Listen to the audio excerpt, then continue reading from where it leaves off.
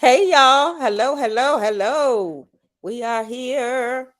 We are here. We're just talking, still talking breast cancer talk. So just jump on in as y'all jump in and we'll start up with her telling her journey. But yeah, they took my whole stomach. I don't have anything.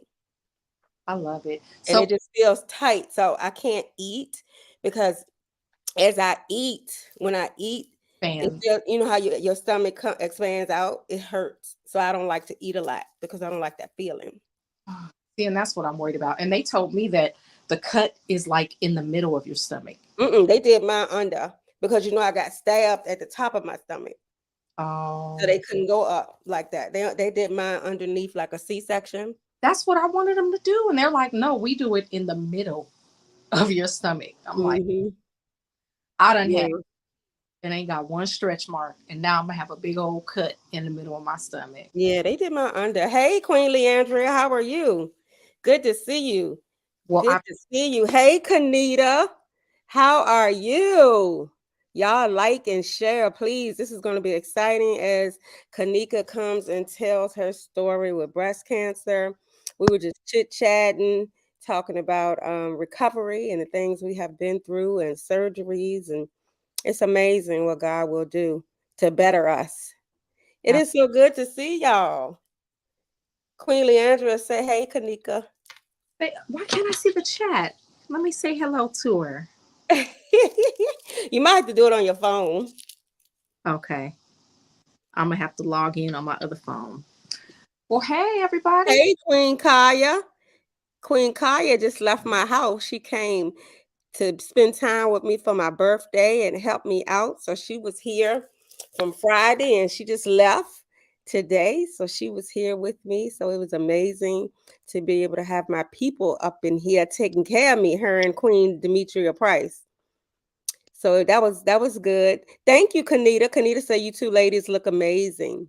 Thank you. Go I ahead. If you want to get your phone real quick, you can. can't do my hair or nothing because I just have Girl, I so don't even have none. Look, this what you I, this want to cut mine off. I'm tired of hair. I just don't want to deal with it no more. really, Mm-mm. it's too cold, girl. I love you too, sis. Yeah, it's too cold. I had to throw a wig on because my ears and neck was cold. I was like, no, I need my inches. I just put my little my ears. I'm like, y'all don't want to see what's up under here. Mm-hmm. I was I in know that's right. for since the 5th. I had surgery on the 5th. Okay. Yeah, almost 3 weeks. What's the healing time? 6 weeks. Like I said, they didn't have to put the pin in my wrist. Hmm. He just did two cuts here and then this big one on the side to take out the bone fragments. So when the airbag broke my wrist, Hmm. bone still Okay. so it nerves and stuff. So when I'm typing all day, they're just moving around, doing their own thing. So I was glad they didn't have to put the metal rod, the metal pin in my wrist because then it would have been like 8 weeks. But this is, it's still surgery, but it's more of a minor one than what we originally thought. Okay. Like I'm good. So I'm already doing occupational therapy Good. once a week. Okay. But when I went Friday, the same day I got my stitches and stuff out. And the lady was like, well, you have good range of motion to just have surgery. You're not going to have to do this long. I said, good. Because Why they don't have you in physical therapy so that you can move your well, and work with a ball I think occupational therapy is from the elbow down. down? Gotcha. So we're doing, just doing occupational therapy where they just work strictly on the hand and wrist, basically from the fingers to the elbow is occupational therapy. Okay. All right. Well, I'm glad you're healing and you look good. Yeah, thank And you. you're going back to work tomorrow, so your day starts. Yeah. You But ready? excited for a whole new journey, learn new stuff. That's, me and my children are thinking about um, having a multifamily building built, like an apartment building. That's nice. And on it's just for generational wealth. So with what I'll be doing now at work, I'll know the laws and stuff to be, you know, to be in compliance with what people should expect from me and what I Okay. my tenants as well. So it's up from here. It's up. That's awesome. That is awesome. Well, we are going to start now. It has been 5 minutes, so hopefully y'all have shared, liked, so that some people can come on in. We are going to listen to author Kanika Mills as she discusses her journey.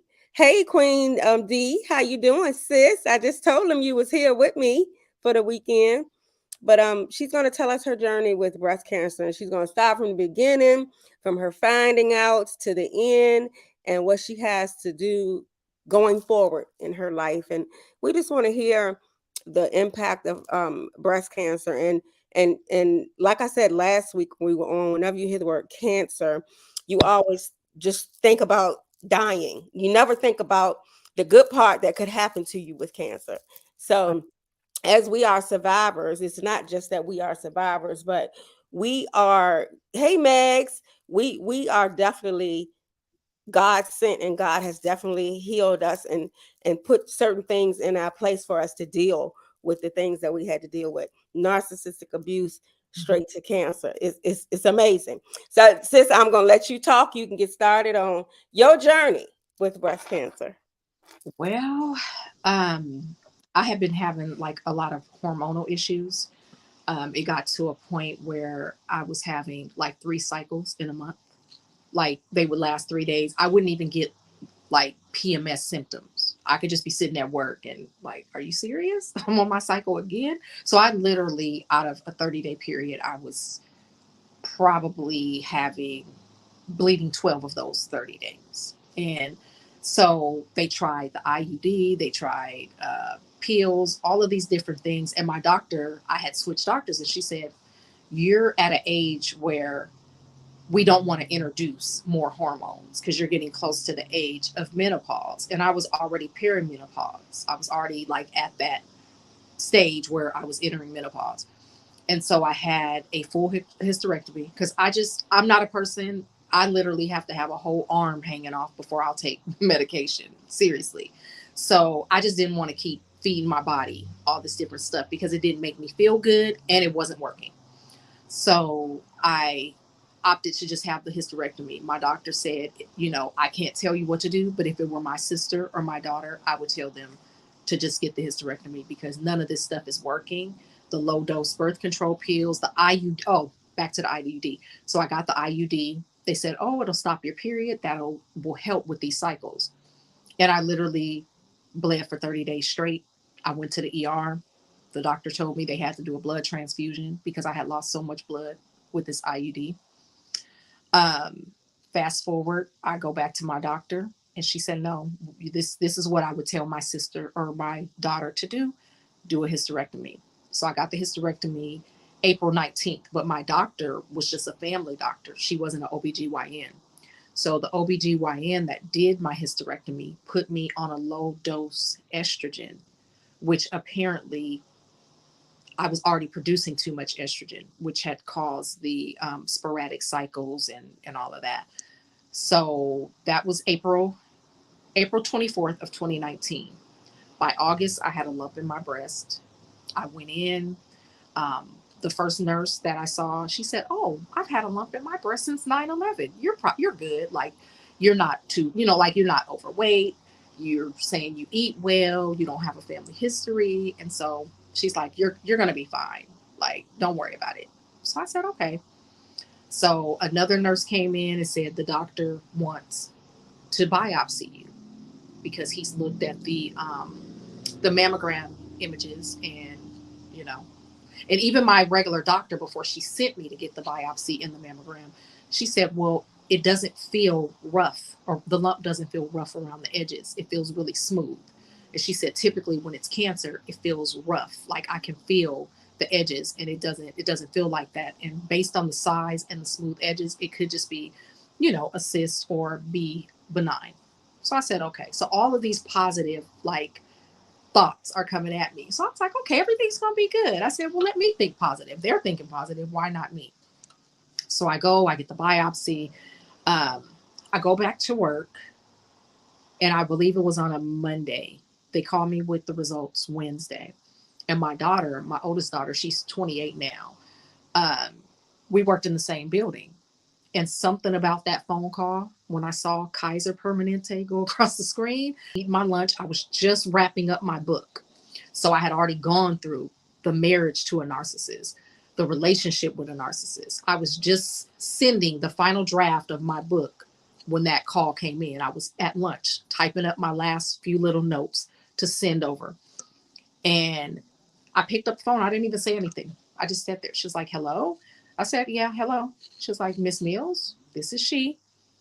I hate to tell you, and I'm in the food court area, ugly crying. I called my daughter. I knew she was getting ready to go to lunch. She walks up and she doesn't know what's going on because I don't have these breakdowns like that. Like, that's not who I am. And she's like, did something happen to my sisters? Like, she's trying to figure out, why are you crying uncontrollably? So I made a decision and that was October 9th. So the biopsies, the mammograms, all that stuff took place between the end of August when I found the lump, literally like 4 months to the day of when I had the hysterectomy. I had the hysterectomy April 24th. I found the lump August 25th. So by August 9th, we knew that it was cancer.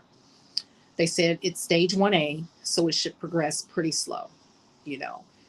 And I opted to, like, I'm not doing treatment. Like, I'm just done. You see people on TV going through chemo, they just look defeated. You know what I'm saying?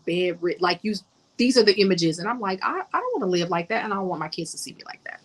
And at that point, that was 2019. So my girls were 25, 23, and 15. And my mom said, you can't tell those kids that you're not going to fight for your life. Because just you saying that, like, you making preparations to, make sure your insurance policies is together. Like, you're doing all the stuff that somebody that knows they're about to die is doing, and your kids are being affected. So I said, okay, I'm going to go in for a second opinion. So December 6th, which was 2 days before my birthday, I went to Fred Hutchinson Cancer Research Center, which is like the pinnacle of cancer research in the country. They actually team up with the University of Washington, which is where I went to school, um, to do research, and Harborview, which is like the county hospital, the trauma hospital. So those three are like a group that does some of the most extensive research in the region. And so Kaiser opted for me. They said they didn't have enough people to administer the chemo, and that they would authorize me to go to Fred Hutchinson for a second opinion. And if I wanted to, I could also get my treatment there, which was unheard of.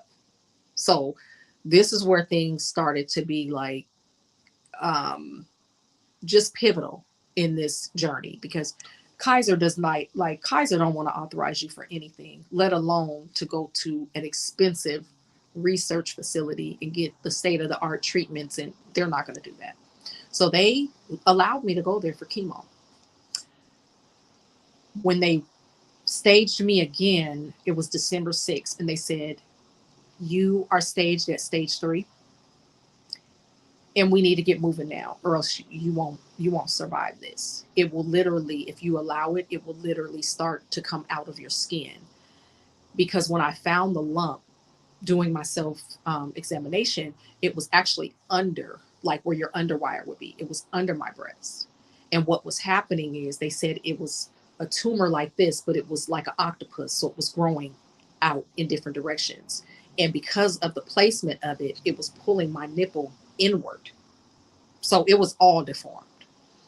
And so they said, we need to move, and you're going to lose your breast. If you try to save your nipple, there could be a chance that there will be residual breast cancer cells that could cause the cancer to return, or, move to another part of your body. So I said, okay, well, I'm going to lose my breast now. All right.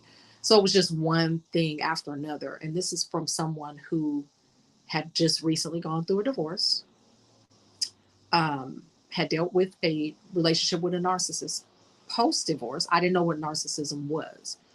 In retrospect, my ex husband was a narcissist.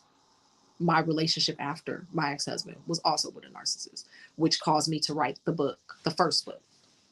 So while I'm dealing with all of that, I'm like, Lord, let me back up. So Father's Day 2017, my ex-husband choked my then 12-year-old daughter as a form of discipline.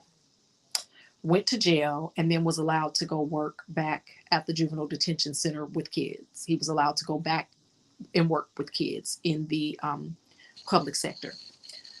So while I was going through this treatment, he was so angry that I didn't want to have anything to do with him. And that he went to jail. No accountability for the fact you choked your kid. He stopped paying alimony and child support for like 3 months, which was like almost $7,000. Um, he stole my car. I was at court one day. He knew I had court. Come out, my car's gone. His name was still on it. So, like, just malicious stuff. So, literally, when that incident happened in June, I was starting from ground zero. No car, like, and he was the breadwinner. So, I'm literally building my life at 42 in 2017. So after I got a good job, got a car, like he hated the fact that I got on my feet without his help. When he was able to come back around, because he couldn't see my daughter for 18 months. When he was able to come back around, he's like, how'd you get a car? How'd you get this? Like, furnished home, nice furniture, had a new place, had a nice car. He hated it. So when I got diagnosed, he was like, I'm not dealing with you or her. And I'm like, I don't need you to deal with me. I need you to help with your child. Like, I'm sick. I'm having really rough days where, and she, has her own set of issues because of the choking incident. She has her own uh, mental issues, issues stemming from that. That was the trigger for her diagnosis of bipolar. I believe it's bipolar 2. So he said he wasn't dealing with her. So I got this kid that's like a handful. I'm building my life after divorce. I just had a hysterectomy. I'm just starting to get my feet planted, and then I get hit with this. But as I was going through the treatment, I decided if I'm going to do it, I'm going to do it with a smile on my face, you know, and that's what I did. My kids never saw me laid in the bed, like not able to get up. Even when I felt like that's where I needed to be was in the bed, I didn't do that. I tried to create for them, like I say, my kids really did save my life. What I wanted to do for them was create something so normal. You know what I'm saying? I wanted things to be as close to normal as possible, especially for my youngest who was still at home and had already experienced all this trauma with her dad. I didn't want her to come in the house after school and be like, dang, and my mom's dying too. You know what I'm saying? So I would be up cooking. I would be up cleaning. I would be up living my life as normal as possible, going to work, going out to eat with my friends. And then the pandemic, when I got diagnosed, everything was on lockdown in 2020. Fortunately, my job, because I was going through chemo, they said, no, you can work from home. I started working from home before the rest of the team. You can work from home because it's too risky. So everything started lining up as it should. And I realized in that moment, because I'm such a doer, I'm a fixer and I'm a doer. So it's like, okay, something needs to be done. I got it. I'm gonna do it. Okay, I need to make more money. I'm gonna get a better job. Okay, I need to, I got bills. I got this. I got that. I can take care of it. I can do it all. That was the one thing, that money, your credit score, your friends, your mama, you know what I'm saying? Like none of that could change that diagnosis. And that was the period in my life where I literally couldn't turn to anybody or lean on anybody but God. That was what solidified the relationship. Now, the situation with the narcissist, I did a whole lot of praying through that too, because I didn't understand it. Like, how does somebody who I've taken care of after surgery, you know what I'm saying, who I've helped, rehab his knee after he had multiple knee surgeries, like who I have literally been a support person to, do the things. The smear campaign was the worst. Like, I had never had anybody go on social media and make up lies about me to where people were inboxing me, making threats. It was crazy. So that's when I started seeking God, because I really did not understand it. I've always known the power of God because my grandmother was a praying woman. My grandfather, her ex-husband, was a pastor until he passed away. He had one of the largest churches. My family's from Waterloo, Iowa. I know people be like, Waterloo, there's black people in Iowa. Yes, I'm one of them. Um, my dad was born there. All my grandma's kids was born there, and most of her grandchildren were born there. So that was the time that I couldn't fix my situation. Of course, I could eat right, try to be healthy, and do what the doctors were telling me to do, but I really didn't have any control over the outcome. And one of my close friends, her ex husband or her ex mother in law, her ex husband's mother. So I knew her because she and I are very close. So I would go over there for holidays, and she worked in the same building too. And I didn't even know it. I never knew she worked in that building. And I bumped into her at Starbucks, and she literally stopped and started praying for me right there. And she said, "You're going to be fine." She said, "God just wants you to walk through this and trust him. You've already won the battle. So all you got to do is just keep moving your feet." And she has since passed on. She actually passed away last year. She had a heart attack and passed away. Um, but that was the time where I had to really trust in God to see me through the situation because it was rough. I never thought that I would have battled cancer at 42 years old. 43. I was 43 when I started treatment. I never thought that I would have dealt with that. And they said, "You don't even have the DNA markers for breast cancer. You don't have the markers for it. We don't understand this aggressive type of cancer in you because of, you're healthy, you eat well. Like, we don't get it. We don't understand it." But they also didn't understand when I was going through treatment. Like, how are you coming in here cracking jokes, smiling, laughing with the nurses? I'm like, if it's something I got to do, I'm going to do it with a smile on my face. It's not pleasant, especially that red one at the beginning. You go through this, they call it the red devil. I don't like to call it that, but it's bright red. You can see it in the bag. Oh yeah, I had made them change the name of it. I was like, no, you call it the blood of Jesus. It is, when I tell you, it is some of the worst pain. And I did it every 2 weeks, and it was hard because I would go on Monday or I'd go on Sunday, and I would never be able to go to work like Monday, Tuesday, Wednesday. And by the time I started feeling better by the weekend, the following week, I'm like, okay, I feel better. Whew, it's time to go back again. Mm-hmm. It, I did it every Friday, so I definitely feel your pain. it was the worst. And so that was, let's see. So I went every 2 weeks, 4 doses. So that was for 8 weeks. I did that for 2 months. And then the second one that I did, they said you can do it week or you can do it once a week. So if you do it once a week, you'll have to do it for 12 weeks. If you do it every 2 weeks, you'll do it smaller doses so you'll feel better if you do it once a week. I opted to do the second round once a week so I'd get a smaller dose, and I felt good. I felt good. Like, if I didn't eat, that's when I would get sick with that one. So I started eating, putting back on my weight, feeling good. And it was just part of my story. And that's how I look at it. It was part of my journey. It was part of my story. I was supposed to learn something from it, not only for me, but for others. That's why I'm here. I don't regret any of that, any of it. That whole experience, I don't regret it at all. Because now when something don't go right, I'm like, okay, Lord, I pray about it. Right. I can't do nothing. Here you go. Here you go. And things always happen as they should. Always. Even when after I finished radiation, it was November 12th. I went October 5th through November 12th of 2020. The next month, December, I bought a new car, December 19th. My birthday on the 8th. That was 2020. March 18th of 2021, got hit by a drunk driver. Airbag broke my wrist in 3 places. And I'm like, Lord, like, can I catch a break? Like, I buy a car, this fool tears my car up. All the airbags deployed. The airbag broke my wrist. And my bones were fragile because I had just, went through chemo and all those things. And even that, I see the silver lining in that. And it might sound weird to people, but I do see the silver lining in that accident. It could have been deadly. We both walked away. All the impact was to my side. My daughter didn't get hurt. But even with the wrist break, the devil was coming at me hard. I Mm. hired a friend as an he told me I can only get you $25,000. I said, excuse me? I have medical bills that are more than $25,000. Like I have an injury. My wrist will never be the same. Like this cannot be corrected.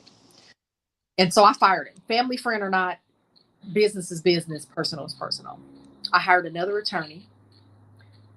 She sued the driver for his full policy limit. She sued the passenger because it was his car for his full policy limit. She said, I want you to write a victim statement. So, of course, I wrote how I was impacted by this accident. I had just been in a fight for my life. I rewarded myself with a vehicle, and then this happens. And we're the only two on the road. So the accident was completely unnecessary. He was trying to cut across 3 lanes to go to the mall. Mind you, we're at the height of COVID. So the mall closed at 7. This accident happened at 8:45. Where are you going? Right. Where are you going? Right, right, right. What are you doing? So she came back to me. She said, both insurance companies are not fighting you. They're giving you the full policy limit. Amen. Okay. So I was able to, oh, it gets better. I was able to pay off all the debt that I incurred while I was going through chemo and all of that. I was able to pay everything off, give my kids money, flat out buy me another car. Mm.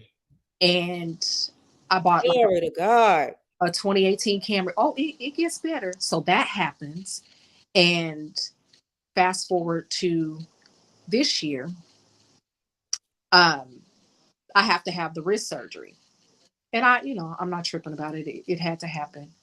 But I was able to take that car because I have back problems now from the accident. I was able to take the car that I paid off, bought it for 2022, sold it this year.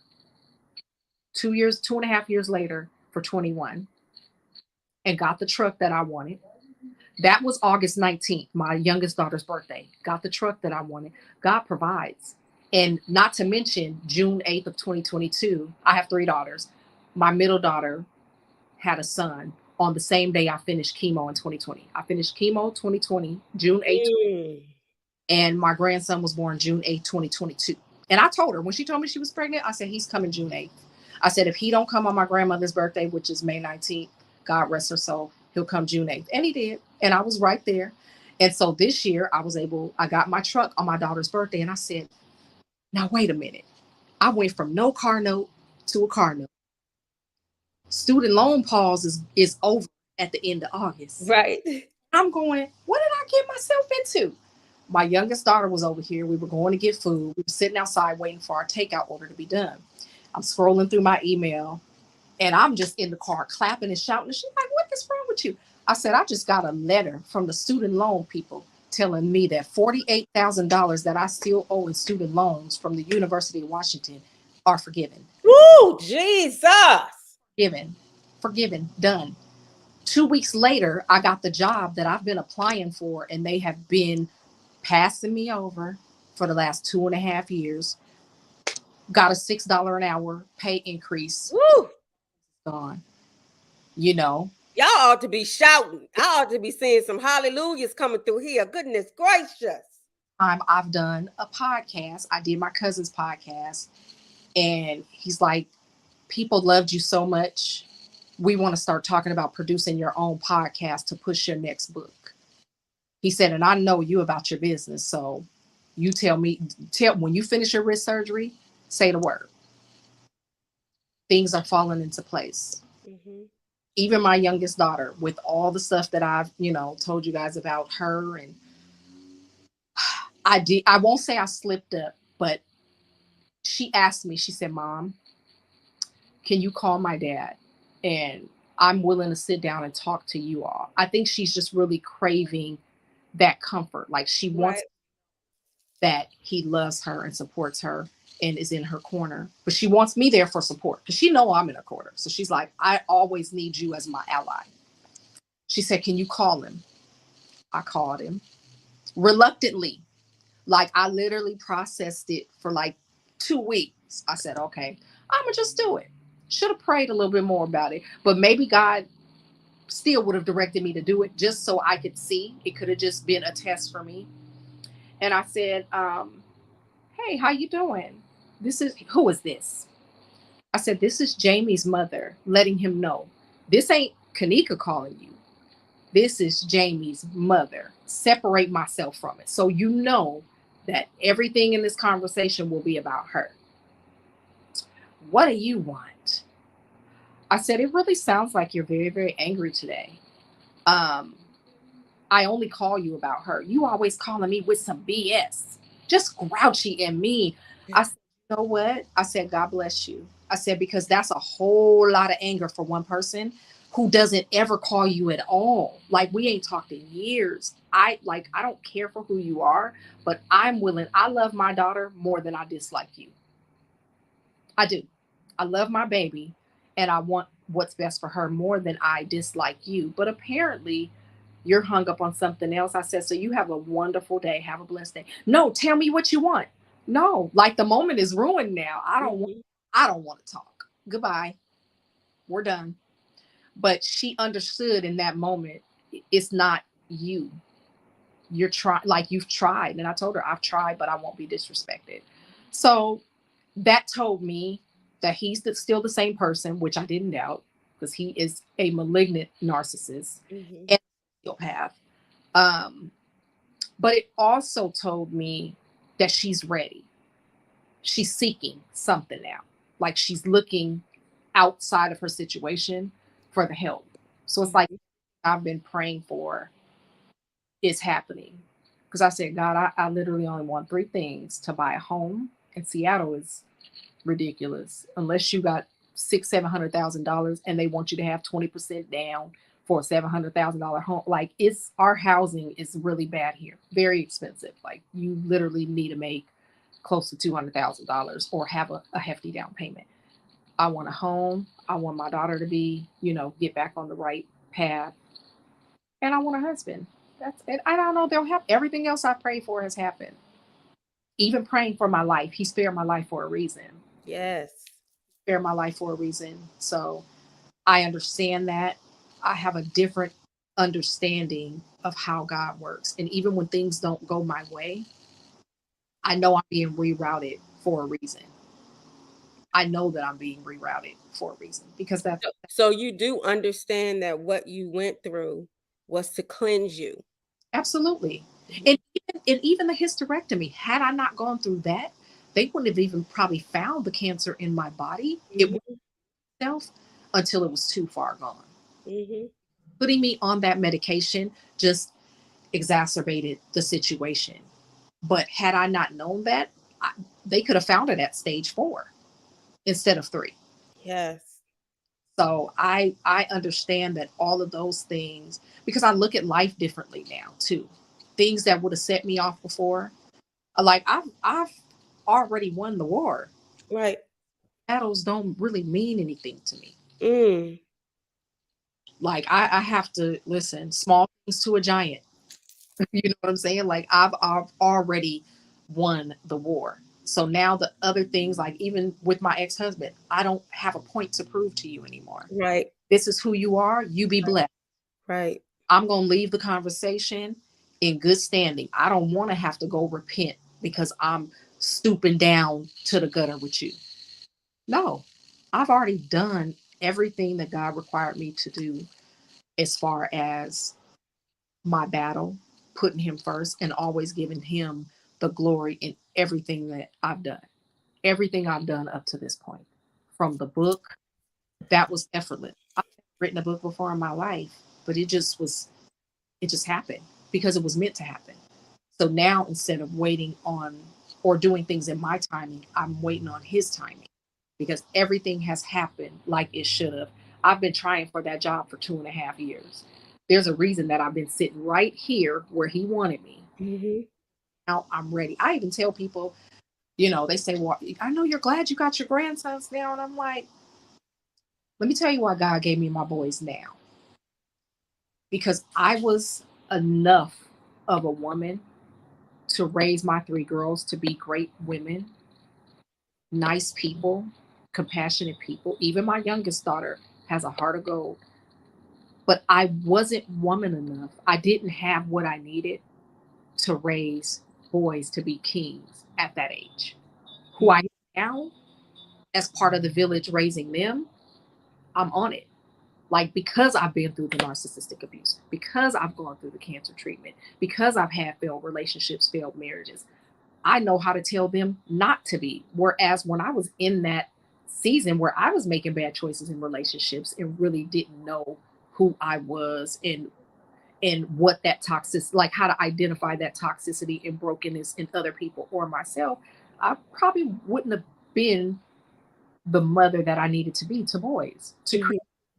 to create kings. Mhm. It happened like it was supposed to. Yep. Yep. So yes, Now completing your surgery with your wrist mm, and you are cancer free, yeah. correct? Okay, you are cancer free and completing the surgery with your wrist and moving forward to your new job to move on. Now, what is the next step? Like, did you have surgery to remove your breast, or did you just have the mass removed? How was that? How was that? Well, because my nipple was inverted and it Mhm. was pulling it inward, they were not able to spare my nipple. So I have a full mastectomy on the right. I didn't opt to do the left. So what they're going to do, um, maybe after the first of the year, because I definitely want to be healed up by summer, y'all. I definitely got to be. Oh, listen to her, girl. I'm last year of my 40s. So, I said next year when I turn 50, I'm going to Greece. I'm going somewhere abroad and enjoying myself. Okay, we go. I'm going with you. Come on, I'm ready. family and love and all good energy. So they're going to remove the fat from my stomach and recreate a breast. And then what they do is what they call a 3D tattoo. So from a distance, it will actually look like you have a nipple, the way that they tattoo it on there. Mhm. So I'm opting to do that in March. So that way I'll be nice and healed for the summertime. Because, it's Seattle. We only get like 2 months of summer. Right, right. It's doing what it's doing right now, raining. So you have opted to do the deep flap, which is what I am recovering from now. I can give you a few pointers on it. It is the best thing I ever did in my life. It is amazing. My look is amazing. My body is amazing. However, my breasts are amazing. Everything is amazing. But however, um, it's a lot of pain. I walked hunched over for about 3 weeks.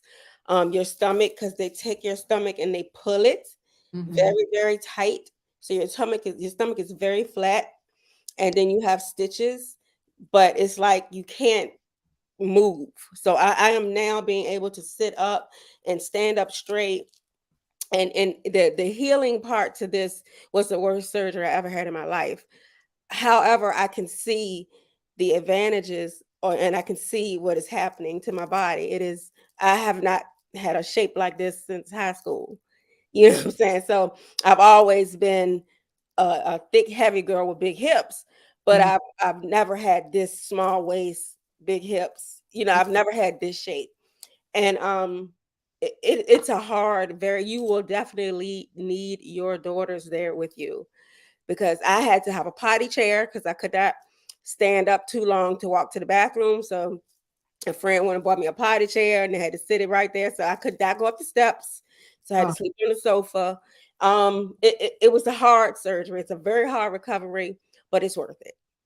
It's worth it. It is very much worth it. Every time I look in the mirror, I'm like, I got a belly button. listen, and we've been through so much. I'm like, I've been through the hysterectomy, the chemo, the radiation, the car accident, now the surgery on my wrist. And I'm like, I've been putting it off and putting it off. No, I'm gonna do my wrist surgery first. Okay, well, I want to wait. Like but I gotta do it because you said certain things don't fit right. There's certain things I can't wear because of prosthetic breast. And, I want to be able to wear a bathing suit. Yes, you're gonna be able to wear them little short tops, girl. It's gonna be cute. You can get your belly button ring. They told me I tried 2 years ago when I was married, and they said that my belly button it was out too far. Oh, okay. have that good flap of skin. Otherwise, they say that it will keep coming out. And Well, they could put it onto the bottom part of the hole where the belly button is, yeah, and then you could get one like that, and then the diamond will stick directly over the hole. I They might have, didn't have one like that. might have to do that. Yeah. I want it done. It's like I almost just want to fast forward. You trying to rush. Yeah, I just want to fast. I just don't want that pain. Just the thought of It is a lot of pain. oh, And you take a lot of pain pills. I took Kaya knows the words. I did gabapentin. I did Flexeril, which is a muscle relaxer. Gabapentin is a nerve pill. I did oxycodone during the day. I had to take ibuprofen 800. I'm telling you, the pain was just all I wanted to do was sleep the pain away. I was like, oh my God, this is. I said, how do girls go and fly across town to go get their bodies done and fly back? And then you have 4 drainage tubes. I had 2 tubes in each side of my stomach, 2 tubes in each breast, and it was miserable. mm, Miserable. I mean, it was miserable. But now, if I could stand up and show y'all the results, I would love to. I ain't trying to have my titties all over the YouTube, but I'm just saying they are beautiful. They feel real. They move. They jiggle. I don't ever have to wear a bra. They sit up. They're just beautiful, and I think you're gonna like it. the thing is too that my doctor said. Well, you know, when you do radiation, you can't get implants. But Hmm. that the good thing about when they use your own tissue, Hmm. 15 pounds, it's gonna like gain weight with me because it's Hmm. own natural tissue. Whereas an implant, you know, you might gain, and this one might go up to a D, and this one's still the Oh, it said an 8. right. So then now you lopsided, and that's a whole other situation. So I'm excited, but I am scared because I feel like I've been going through so much. You That's literally, okay. Just say it like I said. This is the end of the road. The song said the end of the road. This is the end of the road. and when you're going through chemo and all that, somebody's always poking and prodding and poke. And even after, like, it's like, oh, you need to come in and get your colon screening. You need to come in. You know, I be on it. Oh This gosh. Okay, I didn't know all about this part. Yeah, I know my oncology doctor was like, "Well, you're at the end now. It's almost over." Well, I'm still going to see you. And I was thinking, what does that mean? I no, don't she want to see you anymore. me every 6 months she calls me, but every once a year she's like, I want you to get your, you know, the lung test, the heart test, because you know chemo, the heart filters chemo. So I checked my lungs checked. I just had a colonoscopy. I just had my mastectomy on my breast.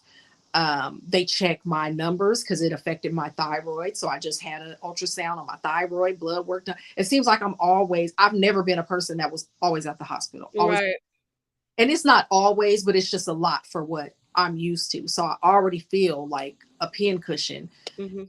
Have to go to expect a whole nother series of pain. But like you said, when it's over, it'll be over. And I'll only have the one drainage tube and then what here? One on each side? It's one on each side. Yeah. You Yeah. have one on each side, and then you'll probably just have one since you're only doing one breast. Now, why did you opt to do one breast? I don't know. And I regret it. I should have just done the other because I'm like, you know, I don't want to think like, oh, I'm gonna have to deal with it again. But I would have had more, um, I would have been more at ease had I done both. Both. And I got enough stomach fat to, They're both, right? fat to do both. And I would have felt better. I am a little upset that I didn't do that. Yeah. It's Actually, well, I asked the doctor. I was like, "Look, can you guarantee me that I won't have breast cancer if I just get the surgery, which I was just going to get the mass removed?" And he said, "I cannot guarantee you that." I said, well, "What can you guarantee me, or can you say that I won't have breast cancer if I remove both?" He said, "Well, I can say that if you don't have breasts, you can't have breast cancer." You know what I'm getting? I can't say that you're not going to get cancer somewhere else, but your breast is good. You know what I'm saying? Your breast is good. So now I understand why you say you have to go back through these constant. right. So did you do Keytruda? Did you do the preventative medicine? No, I do quarterly. I get a letrozole shot, or no, Lupron, and I take letrozole every day. So what that is an estrogen suppress it That's because because you got one taken off. So the I don't have any of that. Yeah. yeah, the type that I had is Mhm. estrogen. So when that doctor gave me that after the chemo, it just sped up. Mhm. Whatever cancer cells just kind of gravitated towards that area. So she should have never put me on that, but I don't blame her. She probably Right. Right. It got, was meant to happen. So yeah. yeah. It So I it was a part of your process. right. So Right. I just do my Lupron, and I asked my doctor. I said, well, when they're doing the tummy tuck and stuff, can they just take my ovaries? When I had my hysterectomy, I kept my ovaries. And she said, well, if they remove them, that would send you into menopause, which I'm already in because I'm on the estrogen suppressant. Right. That's what I was about to say, but you're already in that. Right. Well, would it keep me from having to take this medication? So she said she'll kind of just, play it by ear before I go into surgery to see if maybe they can take my ovaries too. So I won't have to keep taking the estrogen, these Lupron shots and stuff. Because the Lupron shot and the letrozole can actually weaken your bones over time. So she said I only have to do it for 5 years. And amazingly, I have good bone health still.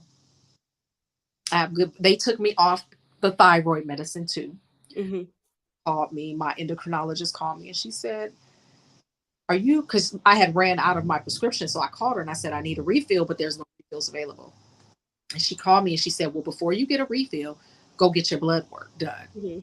That'll determine if I refill it or if I need to up your dosage. So I went and got it done and she called me. She said, your numbers are good. What do you, Mhm. I said, let me tell you one thing that I do know is most of what we need, I will say all of what we need, God provided here on earth for us. Mhm. So I've been doing CMOS, which helps your thyroid health. Mhm. And Brazil nuts actually help with your digestion. And they have selenium, I think it's called, in it, which supports thyroid health. The, Mhm. because they have the selenium in it, you can't just sit and eat Brazil nuts like peanuts. You will get sick. Like it can have an adverse effect. So you eat like 2 to 3 a day. Mhm. Doing natural things, black seed oil, just natural herbs, Brazil nuts, and my thyroid health. They took me off the medication. Mhm. I'm like, now I want to get off the other Right. other medication, but I understand that that's a whole bigger situation. Like Mhm. that's part of my treatment. So I'm not going to force it, but Right. if they want to take the ovaries, if that'll get me off this medication, take them. Right. Right, you don't need them. Right. You You're done with them. know, I get it. Yeah, I take Keytruda, which I do now once a month. November the 3rd is my last session, and that is he said it's a preventative in case when they open me up to do the surgery, something dripped off, it'll kill the cells. It'll kill the cancer cells right then. So I took that for the last 4 months. It is awful, but hey, it is helping. So I look at it like that. It makes me achy. Sometimes I lock up, like my joints will lock up. Um, but other than that, I'm on my last final. November the 3rd is it for chemo. I've had my surgeries, everything is done. So now you're telling me I got to still go see the oncologist. But hey, it's okay because I do think that my journey is helping our journey actually is helping others, men and women that that need to know about breast cancer, need to know how to do breast exams, need to know that breast exams are important for men and women, yeah, and you have to do them. I found myself doing it. That was something that I did all the way from high school when they first used to teach us how to do it mhm. on up through college. So it's just something I found myself the other day in the shower doing it because that's just something I've always done. So I That's would just raise my arm and just do it. Yeah. I found mine in the shower, and I was like, wait a minute. Yeah. Called my What is this? Yeah. This ain't right because I had been doing it like you said since high school. They taught Hmm. it was something I would do in the shower or like if I'm laying in bed, and I found it myself. So had I not been, and I teach my daughters to do it because now they Hmm. are um, screening them and having them do mammograms at 35. Hmm. Let's see. So it was 2019. So yes, I was 45. So they wanted them to start doing it 10 years earlier than when I got diagnosed. So at 35, they'll have to do mammograms. So it's not the 40 or 45 like normal. I think they need to start them earlier. I mean, because I have seen, being in the funeral business, I have seen breast cancer in 20-year-olds. I've seen breast cancer in 30-year-olds. So I do think that that's something when you start a cycle, I think that they should start doing a full examination for any type of cancer. They Yeah, shouldn't say, okay, you're 35, let's give you a breast exam. Well, what if they do a breast exam at 35 and you have cancer and you stage 4? right. So I I do think that that's something that needs to be changed. absolutely, and I think there needs to be better screening Mhm, for colon cancer, or mhm. that because the food and the things that we eat. I have done a lot of diet changes because Yes. yeah, I have done so many diet changes since going Mhm, through treatment, and it's better. Like it's better for my skin. It's better for mhm, me. I don't eat dairy anymore because I realized through all of the screenings that I did, they were like, "Oh, you have gallstones," and I'm like, "That's why I've been having all these digestive issues and mhm. stuff." I cut out dairy. Do I you do re- a lot of turmeric? I don't do turmeric. I do black oil, which is, Mhm, and of course the sea moss. So those work for an array of mhm, different issues. But for my gut health, I take a reishi mushroom peel. I'll do that maybe a couple times a week. Sea moss is good. mhm. Black sea and apples. Surprisingly, apples and apple juice help break down um, stuff in your gallbladder. Okay. And I realized every time I eat certain things like pizza or something with a lot of cheese, I'm sick. Like a few days later, my Mhm, acting up, my stomach is toe up. So I've changed a lot of things. Like I don't eat beef because it sits. mhm. Didn't know beef sits in your It digestion. sits right here. Yeah, it's miserable. Any other meat, and even if I eat a steak or a burger, I always, even as a child, I always felt like I had a rock in my stomach. Like Mhm, I feel like this. So I don't eat beef anymore. I don't eat dairy. Um, I've cut a lot of things out and I've not had any issues with my gallstones. So going through chemo has definitely taught me a lot about my health too, and recognizing the signs, and mhm, and having home remedies for different things, and just changing a lot of what we go through is just changing mhm, how we live. I need to start exercising more. I know that. mhm. I know that. I'm like, I'm knocking on 50's door. I need to start getting more active. I do. Right, right. Like, It doesn't have to be a big exercise, lifting weight thing. You could just walk around the neighborhood or just walk. So that's what I'm going to do. It's no reason for it. I have a trail in the back of my house mhm. that I can walk. It's a whole big circle. So I can walk that every morning, and that's what I'm going to start doing. Yeah. So as soon as I stop chemo, because like I said, sometimes I can't, I hurt to get out my knees. Everything hurts to even get out the bed sometimes. So And people don't really know has residual effects. Like I have pictures of people tingling for years to come. I mm, don't think, but I do have the muscle ache still sometimes too. mhm, Um, and it can get tough. So it can be really hard. That's why I had to get an SUV because just getting in and out of my car was a lot. Between the accident, like we both got in car accidents right after finishing treatment. So our body had gone through a lot, mhm. a lot. So, I suggest anyone doing it, going through chemo, treat yourself. Um, if you have good benefits at work, like my job, they give us like 25 acupuncture visits a year, 25 massage visits for each person on our insurance. So I take advantage of that. The massage Mhm. visits. I've not done the acupuncture. I'm willing to try it though. Like I'm Right. willing to, But treat yourself to anything. I mean, just do something nice for yourself after you have been through so much. when That goes for cancer. That goes for narcissistic abuse. It I goes for treat yourself. and Lord knows if you go through all of them back to back to back to back to back, you definitely need to treat yourself. And that's what I said when I was going through the treatment. I'm gonna do something nice for myself every day. Not like I'm gonna go spend $500 on a pair of boots every day, because that's not realistic. Right. Just journals. Like, okay, I'm gonna go to the gift shop in our building and buy myself a journal. I buy my favorite meal, or I want a cupcake today. I'm gonna go to the cupcake shop and buy me Mhm. my favorite orange cream sickle cupcake. I would Mhm. I treated myself to something nice every Right. day because life is a gift, and that's what I tell people. I know people that didn't make it to this age, to the age that I am, or through breast cancer treatment. I know way too many. Like there's a lady, I think she was a college basketball coach that just passed away. I saw it on my timeline, passed away on the 22nd of breast cancer, 41 years old. Wow. The life is a gift Yes, because it is. fortunate. So if you're here, be kind, Mhm. not just exist, live. And learn to love yourself. I learned through this journey, I learned to love myself.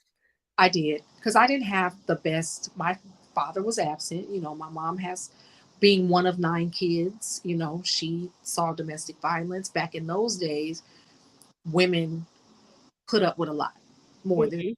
because they had to. There wasn't a lot of opportunities. They didn't have the same resources. She saw a lot, and my mom was affected by that. So I didn't have the best, the ideal upbringing. But I think about it, and I'm like, whatever assignment God has for me, had my life been, a cakewalk, would I been able to live up to the standard and fulfill the assignment that he had for me if I would have had the ideal parents that did everything and gave me everything. And like, you know what I'm saying? Like, had it not been for the rough upbringing, for the narcissistic abuse, for the cancer, the car accident, just the back to back to back, and I fought through every one. And people have to understand God rewards that. Yes. Persevering through your situations, and saying, Lord, today, I would tell him, Lord, today's a rough day. I'm upset. I'm frustrated. I'm mad. Today's not a good day. Right. Talk to him. Tell him what you're feeling. Tell him what you're feeling. And then something else would come. And I'm like, okay, Lord, I see. Like now, every day, like I told you about the 1, 2, 3, 4. Every day, I could be fussing about something. They did this and they did. I'm mad about this. I'm mad about. I'll be in my house talking to myself because I live alone. So I talk to I talk to myself, and I'll walk past the stove and it'll say 1, 2, 3, 4, or I'll pick up my cell phone and it'll say 1, 2, 3, 4. I went and looked at my text messages, and my cousin texted me at what time? 12:34 when I went back. Mhm. It'll be little things like that, and I'll just look at the stove and say, okay, Lord, I I got it. I got I I got it. got the message, got the message. When I step out of line, he'll send me a sign. Somebody will call me. I'm telling you, my middle daughter done been here before because she'll call me and be like, oh, mom, don't worry about that. Let go and let God. Like, just don't even worry about it. You're okay. Even with the job, I was frustrated.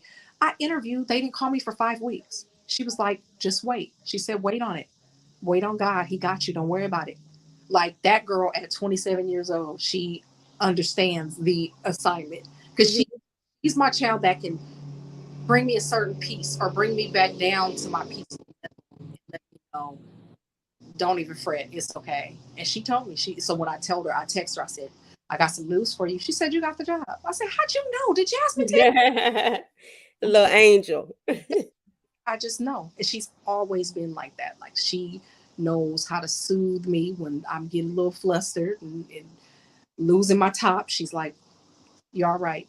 Don't worry about it. Mhm. You're, Amen. sometimes it's, and this is one of the things I'm talking about in my book. Parents think because you're the parent, because that's your role, that it means that you are not only authoritative but superior to your children. But just because you're the parent, you don't know everything. You're just in the role of a parent. You're learning just like your child is learning. We all are growing. And Yep. think that you can't take wisdom from your children and pay attention to what they're saying and doing. My youngest daughter said, Mom, I told her to talk to her dad about something, and she said, my dad he doesn't love me or care about me. I said, did he tell you that? She said, it's not hard to see when you have one parent who shows up for you, who has your back, who loves you, who cares for you. It's not hard to see that the other parent doesn't. Like, it's not hard to see that contrast between how the two of them behave. And I was like, wow, like I didn't even know she was paying attention, like would make that assessment, but she did. So it taught me a lot because, like I said, it was the most vulnerable position I've ever been in my life, where I could not fix cancer. Like I couldn't fix that. No amount of money, no job, no credit score, none of that mattered. It And you was couldn't control the feelings, like, "I don't wanna throw up right now." You know, you're gonna throw up. "I don't wanna be sick today." You're gonna be sick. So, yeah, you couldn't control it. achy. There were times, literally, my bathroom was across the hall where I would have to get out of my bed and I literally would stand there and have to think, how am I going to make it to the bathroom? That Mhm, I had in my body, from my eyelids to fingertips to my toes, everything hurt. mhm, Bathroom and making it back to my bed, that was like, okay, I'm done for the day. I'm in bed for the rest of I'm in bed until I got to use the bathroom again. mhm, It's a no. Like I can't do nothing. There were days like that, especially on that first round of chemo. There were a lot of days like that. mhm, So, it gave me a different, it humbled me. It humbled me because that was another time in my life where I needed people. You know what I'm saying? Like, mhm, use so many people to bless me. It made me look at others in a different way too. It mhm. look at people and vulnerability as not a bad thing. It's not a weakness. Vulnerability is not a weakness at all. You know, Right. help, because I was a person, I wouldn't ask for help until, you know, it's the whole world got to be It crumbling. was necessary. Right. And then I'm like, okay, I guess y'all can help me, because I've experienced so many people in my life that would help and then throw it back in your face. So Mhm, build up this exterior like I don't need none of it. Like if you good, I'll let you in. But if I don't know that you good, you out there. You know what I'm saying? You gotta mhm, to get into this bubble. So these were all things that God had to remove from me. These were mhm, he needed to strip me of, and cancer was the way to do that. So now everything that he has on this path, I will be able to fulfill that assignment and my purpose, because all of those negative attributes, all of the arrogance, and being an only child, is all about me. All that's been stripped. mhm. Chemo still, some need something. Oh, you need groceries? I'll come drop you food. I'm bald headed, no eyelashes, just naked about the head. And I'm out taking stuff to other people because they needed it. And did it change your complexion? I know it changed your no, like you said, no eyebrows, no eyelashes, no hair. I didn't have hair anywhere. Like now it's like hair is growing everywhere. I've never had I've never hey sis, I've never had hair on my legs. Now I have all this hair on my legs. I'm like, what do I do with this? So And it's see, like like I have it in patches. Like I had hair on my legs before. Now there's areas where it will not grow back. My lashes are still really thin, but my brows have come back. Like they're back in. Head full of hair. I just cut it off in May. Like my hair had grown all the way back down to my shoulders after finishing chemo in 2020. I cut it off early 2023, and I got an afro out to here. Like I had a cute pixie cut, like maybe a little bit longer than yours, a cute pixie cut. I got an afro out to here. And I'm like, okay, I know how to braid, but I couldn't braid with that big old cast on my hand. So I mhm, said, I'm going to braid my hair up, just to keep it growing out. So my hair's growing back. Um, just my lashes are thin. And it's crazy because this one is thicker than this one. Like this one still is kind of spotty. But that's what lashes is for, right? right, Right. right. I ain't worried Tell about. my big brother I said hello, hello. All right. So did it make you darker? I don't think it did. I don't think it did. I I love. was so dark. Really. I hated it because I'm used to being your complexion. I'm still not your complexion again, but I mean I was so dark with the chemo. My fingernails were black. Oh, My mine. toenails were black. It was awful. It was awful. That toenail stuff, I still have one that, like, I never lost them. I never lost them. I think someone told me, because I have a couple friends that have been through it, and one of them told me just keep filing your nail, like keep them as short as you can, because if they snag on the wrong thing, they They're will coming off. coming off. So I didn't lose any, but even now I still have, like my big toe, I still have a nail where Mhm. it's like lifted. Not the whole thing, but just like the upper left corner is like lifted. It's the weirdest Oh, thing. it's gonna It come won't come off. off. So Okay, it'll come off. if you yeah, when you go get a pedicure, Yeah. it's gonna come off. It's gonna See, and come up. I get pedicures all the time, and it will not. They It just file it still, down. Yeah. yeah. So I didn't lose any nails. I didn't lose any weight. Like I was good, especially when I got to that second chemo where I could actually eat because I was doing it in such small doses. I felt fine. I couldn't eat. I had canker sores all in my mouth, on my lips, on the top of the roof of my mouth. I didn't eat for like 6 or 7 months. I lost 138 pounds. It was terrible. I Wow. couldn't eat and I couldn't drink. I kept getting dehydrated, which they would put me in the hospital because I had to get potassium through the IV, fluid through the IV. Mm. My potassium would go all the way down, and they would they Oh would be yeah. like, "What in the world?" So it was just I it's had to do something to go potassium too. through, but I'm glad I went through it now. Yeah. I I'm glad went through the I went through it. potassium thing too. They needed Mhm, my potassium to be up and mhm, my iron to be up. So I had to do an mhm, iron infusion. I had to do potassium, some sort of injection with that in order to even get the mastectomy because my numbers were so low. mhm. It was Did you so have to low. have blood? I had 2 blood transfusions. No, I just had to have a iron. It's they basically took me to the same, injection room that the chemo Mhm, patients go to, and they just give you a bag of iron, and you sit mhm. there for like an hour and 15 minutes. And I had to have my iron was way too low between all the bleeding before the hysterectomy, all of that. Like my iron, I have the sickle cell trait, so my iron has always been jacked up. Right, But the chemo and all that, none of that helped anything. So they wouldn't have been able to operate under those conditions. So I had to do both of those injections. So it was like I told you, I felt like a pin cushion. I literally was like, I can't. Now when I see a needle, when I go and get my blood draw from my thyroid, it don't even bother me. Like I probably could do it myself. That's how many times I feel like I've been poked. right. I'm like, give me that. I got this. Just move. Like Yeah. it doesn't even bother me anymore. Do you still have your port, or did they take it out? I was scared to wear tank tops. Do you guys see that? That's where my Yeah, port was. I You still see? have mine. Well, look. No, I don't have mine in, but that's the scar. You can barely see it, huh? Oh, yeah, I can barely see it. And it's like I was so scared to wear tank tops. Like I got it out. They took it out when they did my surgery, my mastectomy. They took out my port, and I was so scared. Like that summer, the next summer, like dang, somebody's gonna see my scar. Like now, I don't care. Like it's almost gone. I really feel like it's almost like it never happened. Like I remember it, and I can tell people about it, but I don't think about it until someone asks me about it or I'm sharing my testimony. Like this scar is almost invisible. You can barely, it's flat. It's not raised or keloid or anything. It's Mhm, just, because I would get in the shower and be like, want to cry. Like everything that society tells you makes you beautiful hair, your body, your breasts. I got one breast. I lost all my hair. I got the scar across my chin. None of that bothers me anymore. None of it. So I'm like, most people don't even my kids are like, we forgot that you like, I forgot mom had, they don't think anything of it.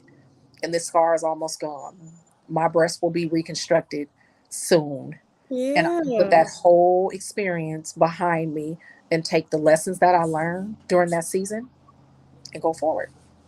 Like Amen. this is not a sad story. This is not to make anyone sad. This is Mm-mm. to tell you that there is so much good that can come out of it, Yeah. so many lessons that you need for that next season.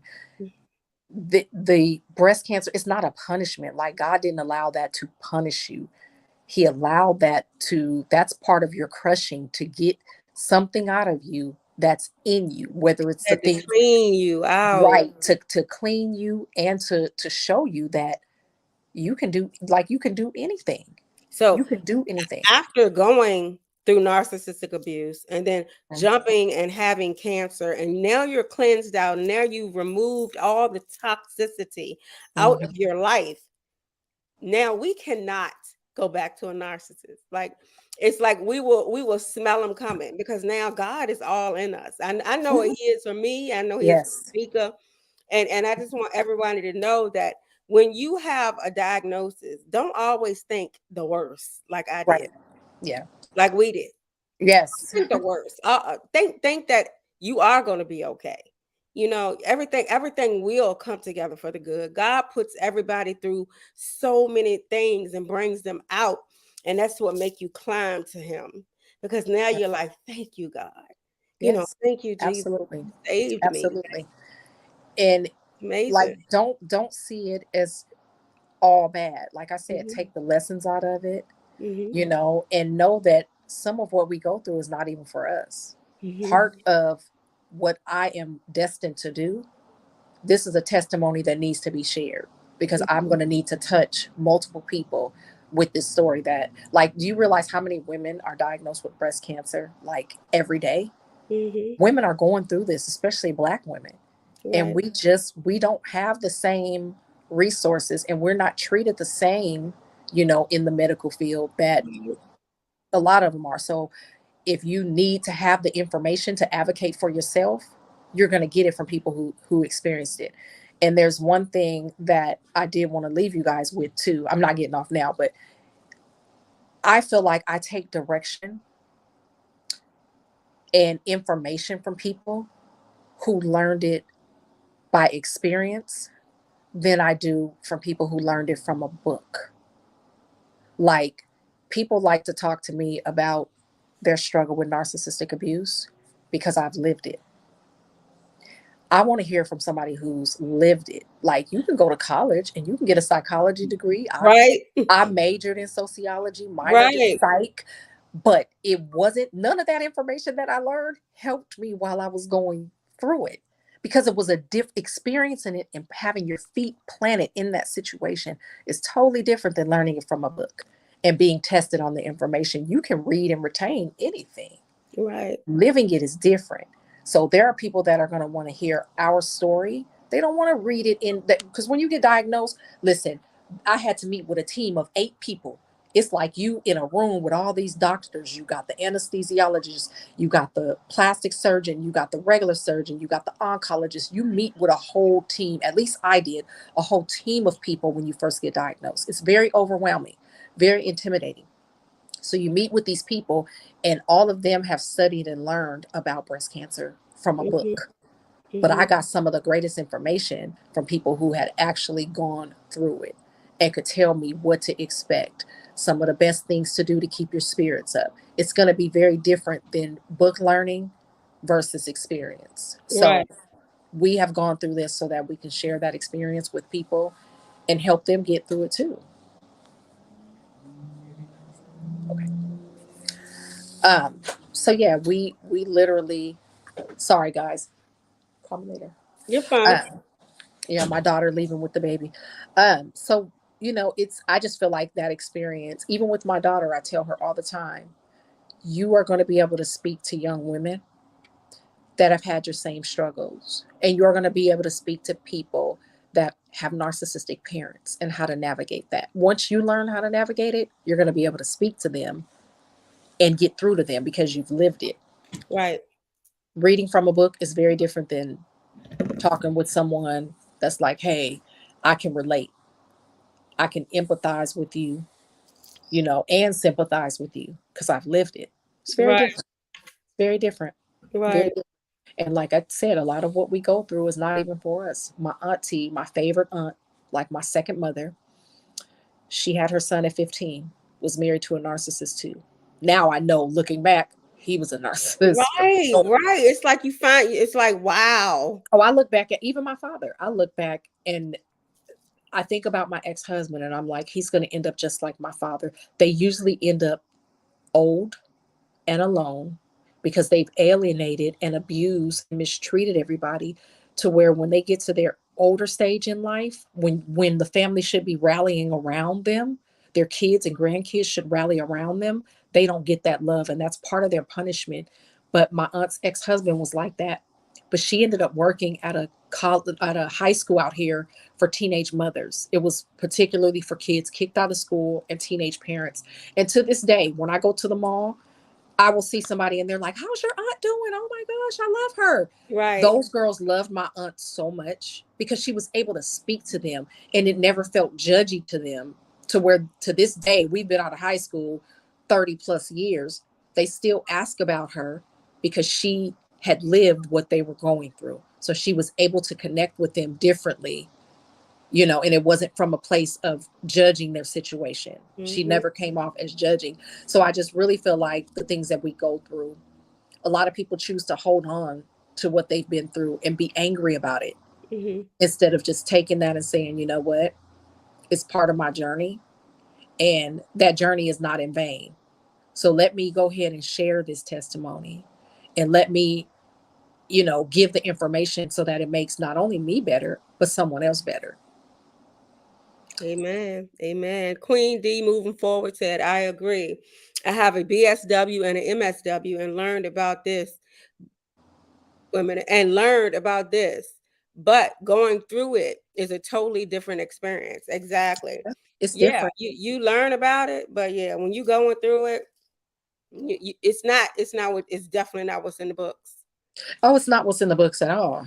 It's not what's in the books at all. Right. Like, woo. Because even the books didn't keep me from choosing to marry someone like him. The signs were there, you know, but I think we mask red flags because of our own pain. Because When we we're want to be loved. We want to have right, somebody. We want companionship.